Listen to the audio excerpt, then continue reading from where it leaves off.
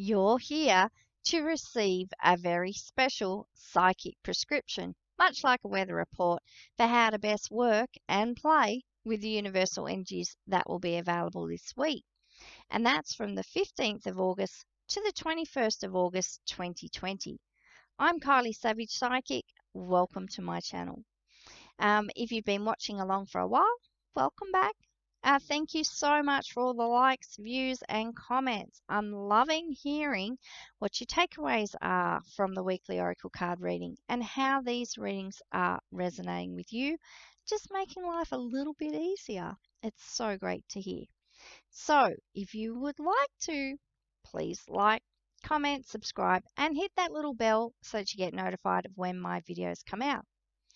Stay tuned too, because I've just done an unboxing of Colette Baron-Reid's Oracle of the Seven Energies deck, her brand new deck.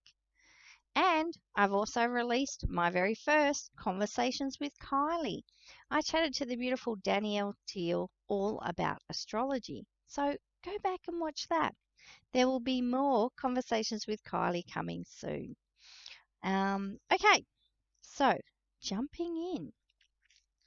The question that I'm asking this week is, I'm not sure if you're feeling it wherever you are, but the seasons are changing and there's a lot of fresh new energy coming in. I understand, we're still facing some very challenging and tough times, and I'm sure that will come through in our reading. And yet, like I've been talking about, there is this new vision which I'm seeing of the future, and the building blocks are getting, put into place. The old is being removed and dissolved and shifted away. We're seeing things for what they are and saying, no, we don't want that anymore. And we're making room for the new. I'm very excited about that. And that's the download that I've been getting lately and which Spirit have been adding to today. So the question I'm asking is, as we enter into a new season and the energies change, what transformations can we experience for our highest good and the highest good of all? Always asking that bit. Okay, I want for you to know, for the Southerners, on the 19th of August, we have a black moon in Leo. Oh, thank God I wrote it down. Things go in one ear and pick up speed on the way out sometimes. Black moon in Leo. What's a black moon, you ask? A black moon is the third new moon within a season. What does that mean? It means you're getting an extra chance to do some new moon manifesting, making those new moon wishes and seeing, your dreams and desires manifest in the world. Who do I recommend to do moon manifesting with? Of course, the wonderful, the inspirational, the quirky Yasmin Boland. Go and look at www.moonology.com. Buy her book, get her Moon Diary. Moon Diary 2021's out now. You better hurry up because they sell out fast. It will have all the details. Yeah, and it's also Ganesha's birthday. Happy birthday, Ganesha! If you would like to join in the celebrations and find out more about the Hindu god Ganesha, then definitely, go and do that. I'm sure Yasmin's doing something for it. She loves Ganesha. What is Ganesha? So timely. So the new black moon, Ganesha's birthday, this new energy coming in, change of seasons. We need to remove the old to have it dissolve. Ganesha is the elephant-headed god who is the remover of obstacles. So you can call Ganesha in, work with them. I always like to get a picture, an image, a visual, photocopy it, stick it up somewhere you're going to see it, and then do the mantra for Ganesha, and then just an invocation and an invitation. Lay out the welcome mat and say, thank you, Ganesha, for removing all the obstacles that are in my life, seen and unseen, known and unknown, which I am now ready to release and have dissolved, removed completely away to make way, make space for the new. So you can do that. Okay, this is where you need to just take a nice deep breath in through your nose. Come on, you know how to do it. And out through your mouth. Shoulders away from ears, releasing down, coming into this moment. And I would like for you to intuitively choose a number between 1 and 6. Go ahead and do that now. Right, got your number. You remember that. That's the message. The number of the card whose message is just a little bit more relevant and pertinent for whatever is going on for you in your life right now. So remember, those questions are asked intuitively, but you've got your own stuff going on. So think about the reading in terms of what is going on for you. So if you chose card number 1, sorry, we're reading from Wisdom of Avalon. Oh, it's been a full on day today. I feel like I haven't gotten away from the video screen. If you chose card number 1, it's our anchor card and it's a journey marker and it's fear. So I want for you to think about this card in light of the vision that, Spirit is opening up and I'm starting to see, and in light of the downloads, the information I've been getting. And I'm sure lots of other psychics and mystics, we're all tuning into the, very similar energies and getting the same message. So the question I asked was, as we enter a new season and the energies change, what transformations can we experience for our highest good and the highest good of all? What transformations? And the thought came up, what if what transforms I'm thinking about for me is I'm no longer this super anxious person. I'm no longer going out in the world afraid, paralyzed by fear each and every day, not stepping out and doing things with a joyous, free heart, not stepping out with confidence and courage and bravery and just knowing I'm going to be okay, all is well, having that faith and security and trust that all is well. So, fear, what can transform for you? Look, you never want to get rid of fear. That's a silly notion. You need fear. Everything that comes with you, a lot of it you need it, even if it's a lesson to move through and transform it. But you don't want to get rid of fear because fear keeps you alive. What you do need to work through and see alchemized and transform is that paralyzing fear, that fear that stops you from being you, that fear stops you from manifesting your dreams and your desires, from taking an active role in co-creating your experience of life, and from joining the whole and making the whole vision of the whole world, now all our experiences, better. Hiding yourself away because you're just shit scared. That's the fear that needs to be transformed. Fear is a teacher. The thing is, though, it can be a terribly cruel, overbearing taskmaster. Fear will keep your world small, and we need you to expand. We need you to grow in to all that you can be and all that you want to be. We need you to be happy and joyous and free, living this game of life as an adventure, embracing the future, appreciating the present, acknowledging the past. So fear. Fear is the thing that can be transformed right now because we are not taking a fearful vision into our future. That's not what we're building on top of. Our foundations are being remade, rebuilt, and these foundations are about courage and strength and knowing that we're never alone. We're doing all of this together, and we have so much support and love. So there you go. I want you to think about all those things. If you chose card number 4, your card is the Queen. Okay, so remember those top 3 cards, they're the main story, in motion. The bottom 3 cards are qualifying the top. So it's kind of like we have 3 pairs, 3 lots of 2 cards. So the Queen, what the Queen is saying, and I really feel like, come on, ladies, I'm talking to you. We need to own our queendom. We need to understand our sovereignty. We need to embrace all that we are, our true divine feminine power. It's the women who are shifting the balance, that divine feminine. I mean, men are working with it too. We're ushering it in. And this will be the thing that puts to bed those old fears, that truly sees us transform. It's a fertile time for our imaginations, for our hearts, for love, for growth, for opening up the doors of our heart and being in intimate, vulnerable, open, honest relationships with others, for opening the door to friendship, for extending the hand of sistership, out to all your sisters all over the world. The one thing the pandemic has been doing is been uniting us in suffering and in the experiences of limitation and lack and fear. And the thing is, it can also unite us in the solutions to all of this. It can also unite us in hope and strength and that vision, that beautiful vision for the future which we are ushering in. Remember, no one's coming to save us. We've got to save ourselves. We've got to save each other. We need to be the people that we've been waiting for. So, fertility, the other thing is if you're trying to have babies, there are so many babies being born at the moment. It's a new season too, and spring, it's all about birth, rebirth, all about the seasons, the Sabbats in the pagan wheel. So know that it's a fertile time for everything. We can see all areas of ourself expand. So think too, if it's in the shadow side, we want to keep that in check. Think about the expansion of the positives. Think about, fertility of like our wealth, our spiritual growth, our connections with people, with the earth. Think about how we can support each other's rebirth. So, yeah, feminine power. If you are trying not to have a baby at the moment, step up the contraception, girls. But if you're trying to have a baby, great time to start doing it.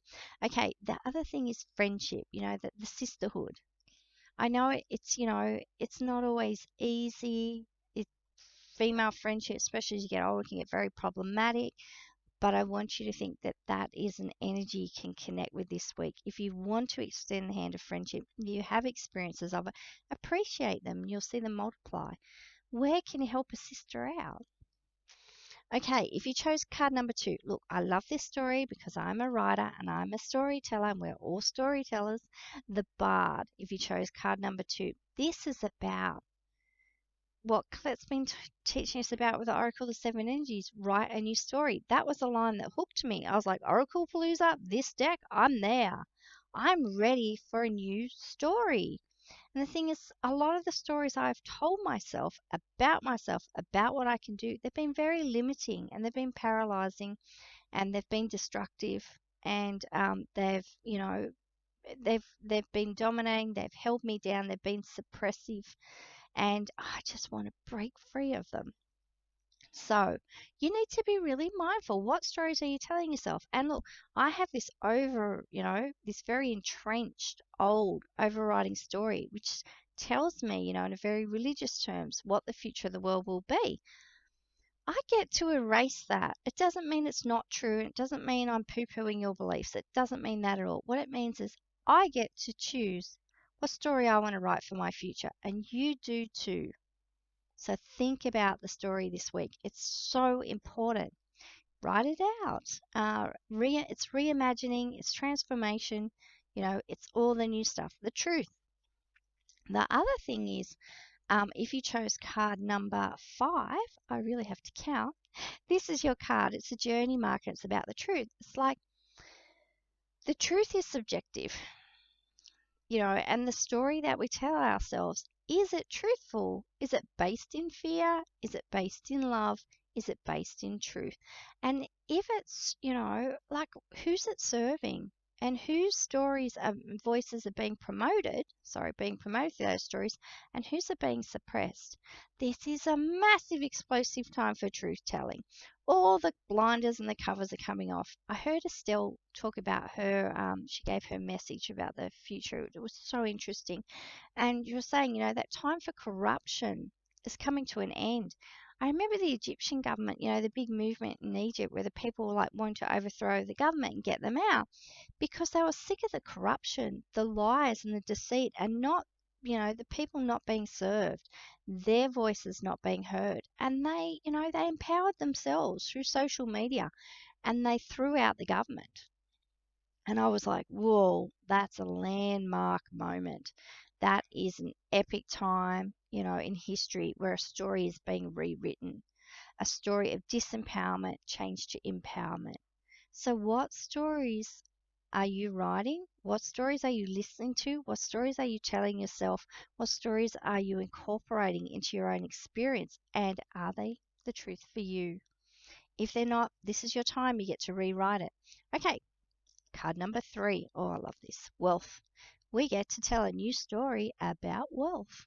We get to address our fears about financial insecurity and lack and poverty consciousness.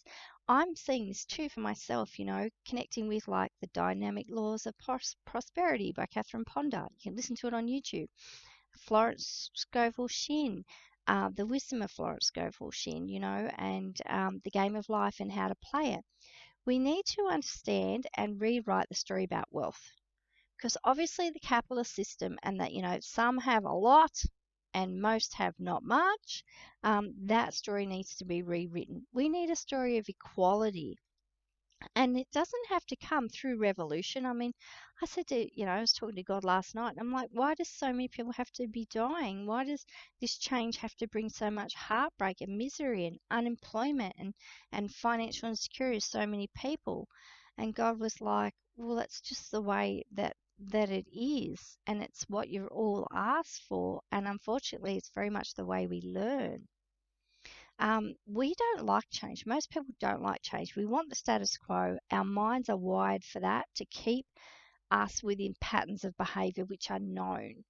The ego's, designed for that as well. Let's stick to what we know, and let's distrust anything that we don't.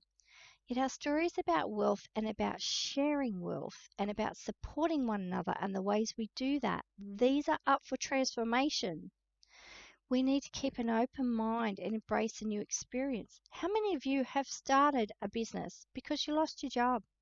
How many of you have rethought money, juggled the finances around? So, do we really need this huge house?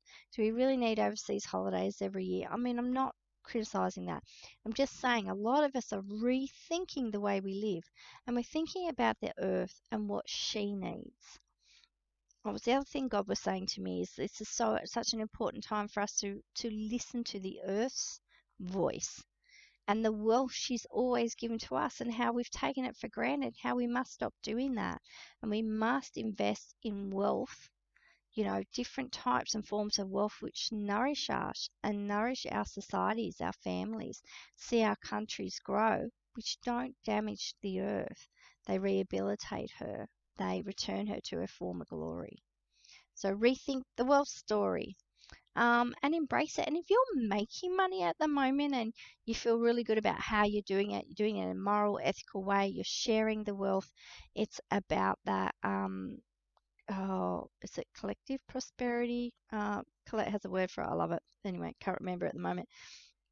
But like, if you're making a lot of money, what's the story you're telling yourself about that? Are you being weighed down by guilt? Or are you just, going with the flow and embracing it and appreciating it, being grateful for it and saying, well, this is how this is what's my experience at the moment. And just because I'm making a lot of money at the moment, it doesn't mean that I don't care about people who are experiencing great poverty at the moment.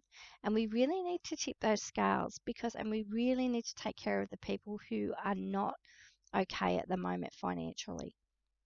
Goblin. I've noticed the last few readings, the sixth card has been kind of like the spanner in the works, but the goblin is talking about that wealth story. The goblin is the things that, the self-sabotage. So as you said, what if you're making lots and lots of money at the moment? You've come up with a new idea. You need to embrace that and just be happy about that and go with it. Because you having less, because other people have less, how does that make anything any better? What if your wealth and your prosperity, as you share it with people and you inspire people, and people sort of join your bandwagon, and the prosperity spills over?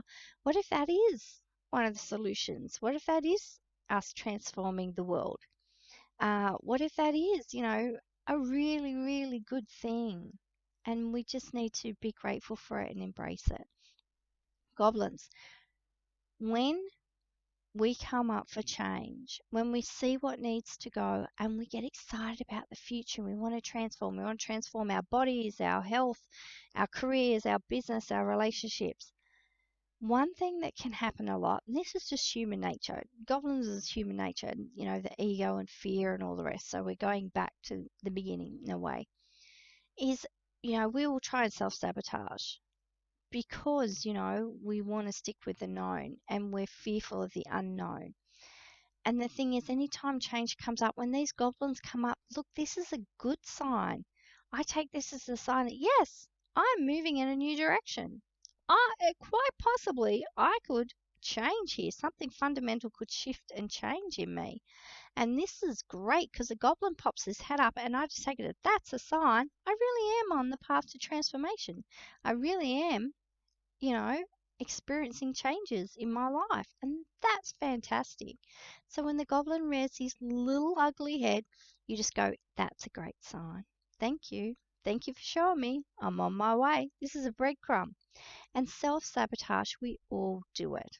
You look at people, have been multimillionaires, made their fortunes, lost their fortunes, um, how they've had to look at other areas of their life, seeing that they've become successful in all areas of their life. They will tell you, they've experienced great financial wealth and then sabotage their relationships, or great happiness in their personal relationships and sabotage their financial security. Like, it's just human nature. So take it as a good sign when these goblins rear their little ugly heads and go, thank you. I know I'm changing and growing. Okay, from the Oracle of the Seven Energies. I've been saying it round the wrong way. Oops. I pulled the card Grand Symphony. And you'll notice when you watch the unboxing of this Oracle deck that I actually turned to this page in the book. So, Grand Symphony, I'm just going to give you a quick note. When we're looking, in light of this question I've asked, when we're looking at towards this future, look, it's going to look a little bit different to all of us. But the thing is, if we can kind of get, roughly on the same page and harmonize our visions and harmonize our words, thoughts, and deeds, then it's going to come together and it's going to sound more beautiful. It's going to be stronger. It's going to be more easily recognized by others. So we've got to think about, we are one note in the whole choir, yet we are necessary. We're important. We have to raise our voices. We have to add to the collective because the collective needs us. And we need to think about ourselves in our own lives and what we're doing, our own personal transformation and growth. Yet we need to understand that, for the greater good, for us to achieve success, we're not going to get everything that we personally want. We're going to have to look at compromise and sacrifice and unifying. But the thing is, the end result is what is going to be for our highest good for everybody. So there's no more time for people power grabbing and individualization anymore. We've got to get with the paradox. We are the one being, manifested as unique individuals. We need to see what unifies us and what brings us together and our similarities, because that's where the power and the strength is. That's where this vision is headed. And we need to understand that what we do has consequences for the whole. So we need to think about, if your life is heading in a direction, if driven by fear, insecurity, if you're out there, you're being selfish and selfishly motivated and you're grabbing what you can for you, just have a think about, is this going to be your legacy? Is that the story you want to keep telling yourself? Or is it time for you to make a change? I would love for you to join us making that change. Okay, I'll leave you with the last part of the guidebook. It says, it's time to do your part to sing in harmony with others. Stay in tune and learn the new harmonics and notes. Such sweetness will arise. Many blessings on your week. Thanks again for watching. I will catch you next week. Oh, and if you would like to book your own personal reading with me, where we can explore oracle cards together, get you your own personal psychic prescription for whatever's happening for you in your life, assist and support you with clarity and guidance to move through these challenges, get in touch with me. Send me an email, send me a message on Messenger, however you get in contact with me, and let's book in your reading. See you later.